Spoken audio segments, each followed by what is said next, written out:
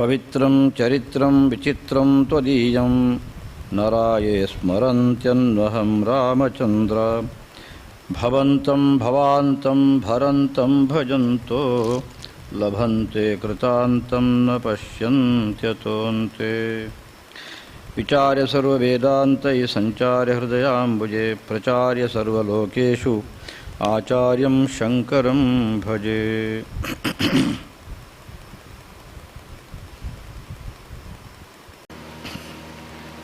ವರಮಹಾಲಕ್ಷ್ಮಿಯ ಇವತ್ತು ಪವಿತ್ರ ಒಂದು ಸಂದರ್ಭದಲ್ಲಿ ಶ್ರೀ ಶಂಕರ ಭಗವತ್ಪಾದರು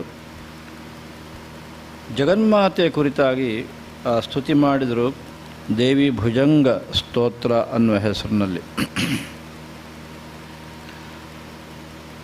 ಅಲ್ಲಿ ಸ್ತೋತ್ರದಲ್ಲಿ ಭಗವತ್ಪಾದರು ಹೀಗೆ ಸ್ತುತಿ ಮಾಡ್ತಾರೆ. ವಿರಿಂಚಾದಿರೂಪೈ ಪ್ರಪಂಚೇ ವಿಹೃತ್ಯ ಅಂತಾರೆ. ತಾಯೇ ನೀನು ವಿರಿಂಚಾದಿರೂಪೈ, ವಿರಿಂಚ ಬ್ರಹ್ಮ ಮೊದಲಾದಂತಹ ರೂಪಗಳಿಂದ, ಅಂದರೆ ಇನ್ನೇನೆಲ್ಲ ನಾವು ಸೇರಿಸ್ಕೊಳ್ಬೇಕು ಅಂತ ಶಾಸ್ತ್ರವನ್ನು ತಿಳ್ಕೊಂಡಾಗ ಗೊತ್ತಾಗುತ್ತೆ. ಆ ಎಲ್ಲ ರೂಪಗಳಿಂದ ಪ್ರಪಂಚೇ ವಿಹೃತ್ಯ, ಈ ಪ್ರಪಂಚದಲ್ಲಿ ನಿನ್ನ ಲೀಲೆ ಏನೆಲ್ಲ ಮಾಡಬೇಕು ಅದನ್ನೆಲ್ಲ ಮಾಡ್ತಾ ಇದ್ದೀನಿ ನೀನು. ಸ್ವತಂತ್ರ ಯದಾ ಸ್ವಾತ್ಮ ವಿಶ್ರಾಂತಿರೇಷ, ಹಾಗೆ ನೀನು ಸ್ವತಂತ್ರಳಾಗಿ ತನ್ನಲ್ಲೇ ತಾನು ವಿಶ್ರಾಂತಿಯನ್ನು ಕೂಡ ಹೊಂದಿ. ಹೇಗೆ ಅಂತಂದರೆ ಇದೆ ಈ ರೀತಿಯಲ್ಲಿ ನಾನಾ ರೂಪಗಳನ್ನು ಹೊಂದಿ ಈ ಪ್ರಪಂಚದಲ್ಲಿ ವಿಹಾರ ಮಾಡ್ತಾ ಸಮಸ್ತರಿಗೂ ಅನುಗ್ರಹವನ್ನು ಮಾಡ್ತಾ ತದಾಮಾನ ಮಾತೃ ಪ್ರಮೇಯಾತಿರಿಕ್ತಂ ಅಂತಾರೆ. ಆ ವಿಶ್ರಾಂತಿಗೆ ನೀನು ಹೋದಾಗ ಅಲ್ಲಿ ಮಾನ ಮಾತೃ ಪ್ರಮೇಯ ಇದೆಲ್ಲ ಯಾವುದೂ ಇಲ್ಲ ನಿನ್ನ ಸ್ವರೂಪದಲ್ಲಿ. ಅಂದರೆ ಒಂದು ಅಳತೆಗೆ ಸಿಗತಕ್ಕಂಥದ್ದಲ್ಲ. ಅದೇ ಬ್ರಹ್ಮ ಮೊದಲಾದಂತಹ ರೂಪ ಮಾಡಿದಾಗ ನಮಗೊಂದು ಆಕಾರ, ಒಂದು ರೂಪ ಇತ್ಯಾದಿಗಳೆಲ್ಲ ಇದೆ. ಆದರೆ ಸ್ವತಃ ತಾನು ವಿಶ್ರಾಂತಿಗೆ ಹೋದಾಗ ಇದು ಯಾವುದೂ ಇಲ್ಲ, ಅದನ್ನು ದಾಟಿದವಳಾಗಿರ್ತೀನಿ ನೀನು. ಆಗ ಏನು ನಿನ್ನ ಸ್ವರೂಪ ಅಂದರೆ ಪರಾನಂದಮೀಡೆ ಅಂತಾರೆ ಭಗವತ್ಪಾದರು 4ನೇ ಪಂಕ್ತಿಯಲ್ಲಿ. ಪರಾನಂದಮೀಡೆ ಭವಾನಿ ತ್ವದೀಯಂ, ಆ ನಿನ್ನ ಸ್ವರೂಪ ಯಾವುದಿದೆ ಆನಂದ ಸ್ವರೂಪ, ಅದನ್ನು ನಾನು ಹೇ ಭವಾನಿ ಸ್ಮರಿಸ್ತೇನೆ, ಅದನ್ನು ಸ್ತುತಿ ಮಾಡ್ತೇನೆ ಅಂತ ಭಗವತ್ಪಾದರ ಮಾತು.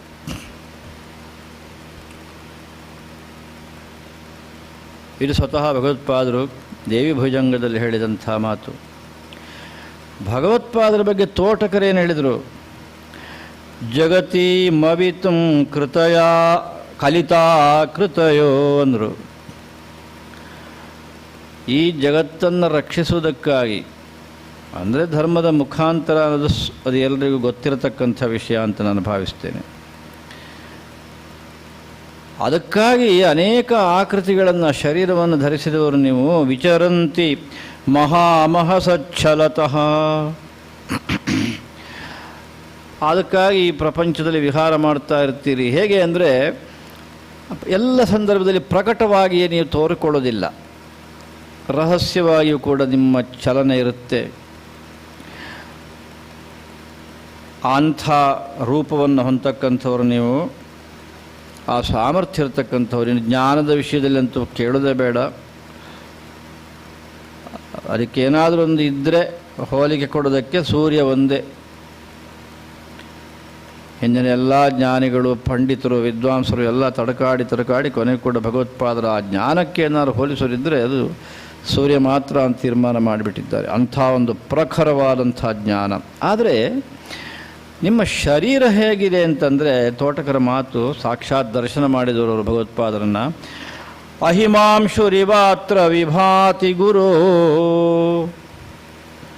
ಒಳ್ಳೆ ಚಂದ್ರನಂತೆ ಮತ್ತೆ ಮತ್ತೆ ನೋಡಬೇಕು ಅಂತ ಭಾವನೆ ಬರುವಂತೆ ನಿಮ್ಮ ಆಕೃತಿ ಈಗ ಧರಿಸಿರತಕ್ಕಂಥದ್ದು ಶಂಕರ ಭಗವತ್ಪಾದ ರೂಪದಲ್ಲಿರತಕ್ಕಂಥದ್ದು.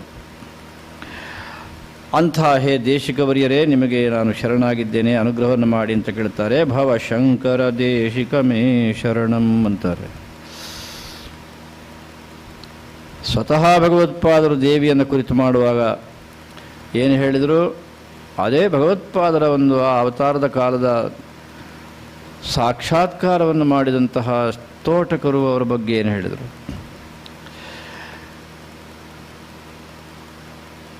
ಶ್ರೀಮದ್ ಭಾಗವತದಲ್ಲಿ ಒಂದು ಪಾತ್ರ ಬರುತ್ತೆ, ಅದನ್ನೊಂದು ಸಾರಿ ಹೇಳೋದೇ ಒಂದು ಸಂತೋಷದ ವಿಷಯ. ಅದು ಅಕ್ರೂರ ಅನ್ನತಕ್ಕಂಥ ಒಂದು ಹೆಸರಿನಿಂದ ಒಂದು ಪಾತ್ರ ಈ ಭಾಗವತ ಗ್ರಂಥದಲ್ಲಿ ಮತ್ತು ಬೇರೆ ಪುರಾಣಗಳಲ್ಲಿಯೂ ಅದರ ಉಲ್ಲೇಖ ಇದೆ. ಭಾಗವತದಲ್ಲಿ ಭಾಳ ಚೆನ್ನಾಗಿ ಅದನ್ನು ವಿವರಿಸ್ತಾರೆ, ಅದರಲ್ಲಿ ಯಾವುದೇ ಸಂದೇಹ ಇಲ್ಲ. ಈ ಕಂಸನ ಕಡೆಯಿಂದ ಬಂದ ಇವ ಅಕ್ರೂರ ಬಂದಿದ್ಯಾತಕ್ಕೆ ಕಂಸ ಕಳಿಸಿದ್ದು. ಈ ಅಕ್ರೂರನ್ನು ಕಳಿಸಿದರೆ ಕೃಷ್ಣ ಮತ್ತು ಬಲರಾಮ ಮಲ್ಲ ಯುದ್ಧಕ್ಕೆ ಬರಬಹುದು, ಬಿಲ್ಲ ಹಬ್ಬ ಅಂತ ಒಂದು ಮಾಡಿದ್ದ ವ್ಯವಸ್ಥೆ. ಇದನ್ನೆಲ್ಲ ನೀವು ಕೇಳಿರ್ತೀರ. ಅದಕ್ಕೆ ಆಹ್ವಾನ ಕೊಡಲಿಕ್ಕೆ ಅಂತ ಕಳಿಸಿದ್ದು ಇವನನ್ನು, ಈ ಅಕ್ರೂರನನ್ನು. ಬಂದು ಯಾವಾಗ ವೃಂದಾವನ ಭೂಮಿಗೆ ಕಾಲಿಟ್ಟನೋ ಇವನ ಚರ್ಯೆಯೇ ಬದಲಾಗೋಯ್ತು. ಒಂದು ಅಲ್ಲಿ ಆ ಕೃಷ್ಣನ ಪಾದ ಊರಿದಂತಹ ಅಲ್ಲಿ ಚಿಹ್ನೆಗಳು ಕಾಣ್ತಲ್ಲ ಈ ಅಕ್ರೂರನಿಗೆ. ಲೋಕಪ್ರಸಿದ್ಧವಾದಂಥದ್ದು ಈ ಘಟನೆ. ಅವ ಅಲ್ಲಿಂದ ಉರುಳಲಿಕ್ಕೆ ಶುರು ಮಾಡಿದವ, ನಮಸ್ಕಾರ ಹಾಕ್ಕೊಂಡು ಉರುಳಲಿಕ್ಕೆ ಶುರು ಮಾಡಿದವ. ಆಮೇಲೆ ಆ ಹೆಜ್ಜೆಗಳು ಅದು ಕಾಣೆ ಆಗೋ ತನಕ ಉರುಳಿದ್ದು ಅಂತಲೇ ಲೆಕ್ಕ. ಅದು ಕಾಣೆ ಆಗೋದಕ್ಕೆ ಸಾಧ್ಯವೇ ಇಲ್ಲ, ವೃಂದಾವನದಲ್ಲಿ ಎಲ್ಲ ಕಡೆ ಇರುವುದೇ ಅದು. ಆ ರೀತಿಯ ಒಂದು ಪಾತ್ರ ಈ ಅಕ್ರೂರಂದು. ತನ್ನನ್ನೇ ಮರೆತು ಬಿಟ್ಟಾಮ ಭಗವಂತನ ಆ ಚಿಹ್ನೆಗಳನ್ನು ನೋಡಿದಾಗ. ಅದಾಗಿ ಮುಂದಿನ ಕಥೆಯೆಲ್ಲ ನಾನು ಸಂಕ್ಷಿಪ್ತವಾಗಿ ನೆನಪು ಮಾಡ್ತೇನೆ, ನಿಮಗೆಲ್ಲ ಗೊತ್ತಿರತಕ್ಕಂಥ ವಿಷಯ. ಆದ್ದರಿಂದ ಸರಿ, ಭಗವಂತನ ಕರೆದ, ಹೀಗೆ ಕಂಸ ಕಳಿಸಿದ್ದಾನೆ ಅಂತೇಳಿ ಅವರು ಬಹಳ ಸಂತೋಷಪಟ್ಟು ಆಗಲಿ ಅಂತ ಒಪ್ಪಿಕೊಟ್ರು. ಆಗ ಭಗವಂತ ಒಂದು ಚಮತ್ಕಾರ ತೋರಿಸಿದ ಅಂತ ಹೇಳುತ್ತೆ ಭಾಗವತ.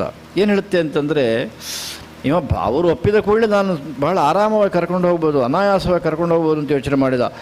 ಆದರೆ ಹಾಗಾಗಲಿಲ್ಲ. ಆ ಗೋಪಿಕಾ ಸ್ತ್ರೀಯರೆಲ್ಲ ಮುಗಿದು ಬಿದ್ದರು.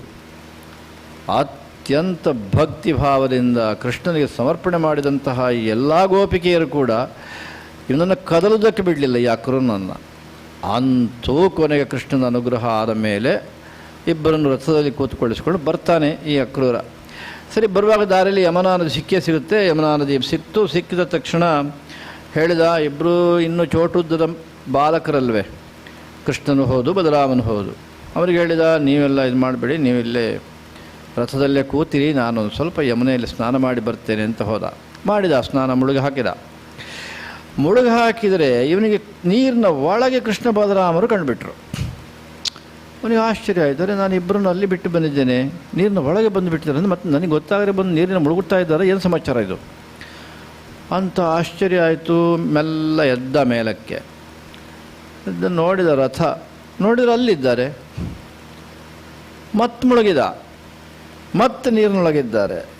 ಸಾಕಷ್ಟು ಸಾರಿ ನೀರಿನಲ್ಲಿ ಮುಳುಗಿದ ಅಂತ ಹೇಳ್ತಾರೆ ಶುಕ ಮಹರ್ಷಿಗಳು ಪರೀಕ್ಷಿತನಿಗೆ. ಕೊನೆಗೂ ಕೂಡ ಅವನಿಗೆ ಅರ್ಥ ಆಯಿತು, ಓಹೋ. ಆದರೂ ಏನು ಮಾತಾಡಲಿಲ್ಲ. ಬಂದು ರಥದಲ್ಲಿ ಕೂತು ರಥವನ್ನು ಮುನ್ನಡೆಸೋದಕ್ಕೆ ಶುರು ಮಾಡಿದ. ಕೃಷ್ಣ ಬಿಡಲಿಲ್ಲ. ಕೃಷ್ಣ ಕೇಳಿದ, ಅಕ್ರೂರ, ಈ ಸ್ನಾನ ಮಾಡಿ ಬರುವ ತುಂಬ ಪ್ರಸನ್ನವಾಗಿರಬೇಕಾಗಿತ್ತಲ್ವೇ ನಿನ್ನ ಮುಖ? ಹೋಗುವ ಭಾಳ ಸಂತೋಷದಿಂದ ಹೋಗಿದ್ದಿ, ನಾನು ಪವಿತ್ರ ಯಮುನೆಯಲ್ಲಿ ಸ್ನಾನ ಮಾಡಿ ಬರ್ತೀನಿ ಅಂತ ಹೋಗಿದ್ದಿ ಅಲ್ವೇ? ಯಾಕೋ ಈಗ ಏನಾಯ್ತಲ್ಲಿ ಘಟನೆ? ಏನು ನೋಡಿದಪ್ಪ ನೀನು? ನಿನ್ನ ಮುಖ ಸುಟ್ಟ ಬದನೆಕಾಯಿ ಆಗಿಬಿಟ್ಟಿದೆ ಈಗ.